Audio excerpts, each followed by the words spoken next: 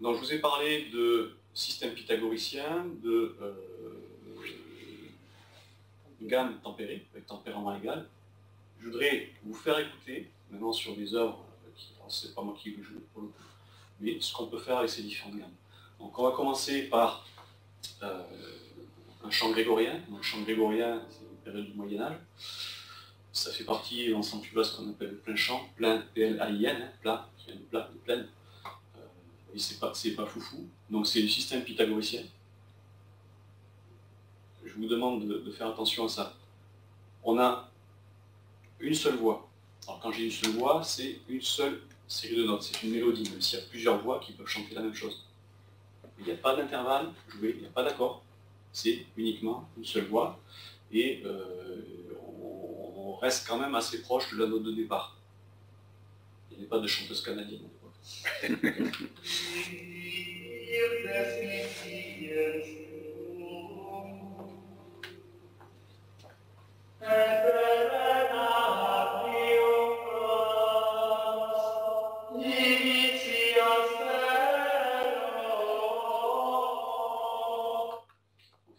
On a une seule mélodie, une seule voix, j'ai pas de modulation, je ne vais pas faire des emprunts sur d'autres gammes, tout simplement parce que ça ne fonctionne pas. Donc les jours de fête, quand il y avait frites à la cantine, des fois, la note finale, il s'autorisait une quinte, okay, mais pas plus. Hein.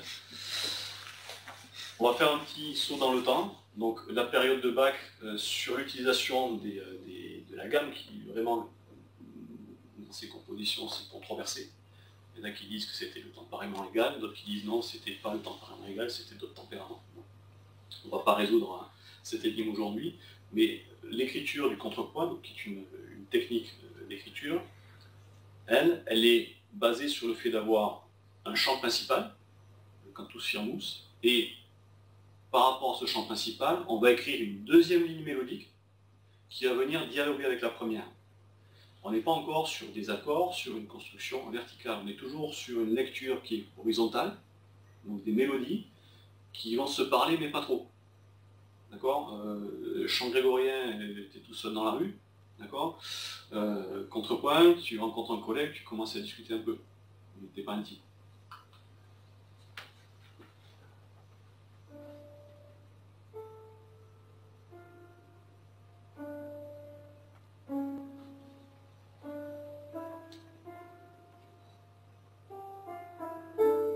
J'ai une deuxième voix qui rentre.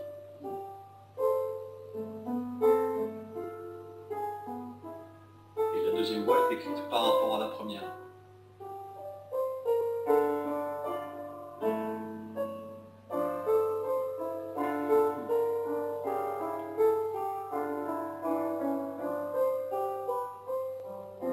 Pourquoi? Parce qu'on ne pouvait pas faire plus.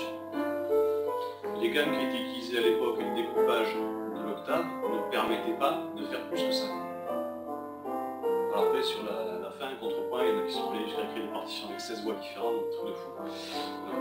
Sachant qu'il n'y a que 7 notes, ça veut dire qu'il y a beaucoup de relief.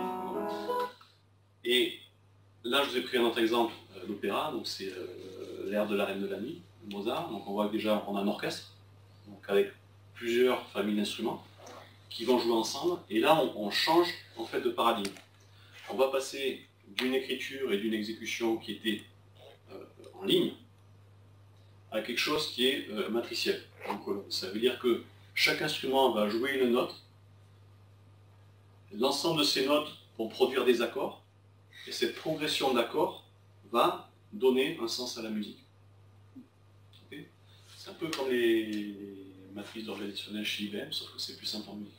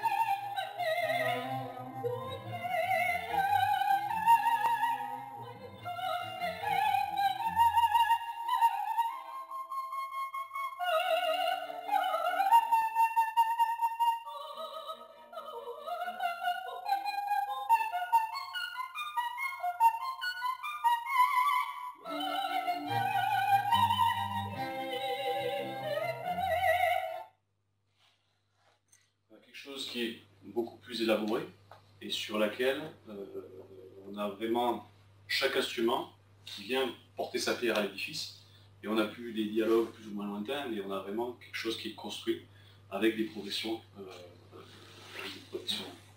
modales.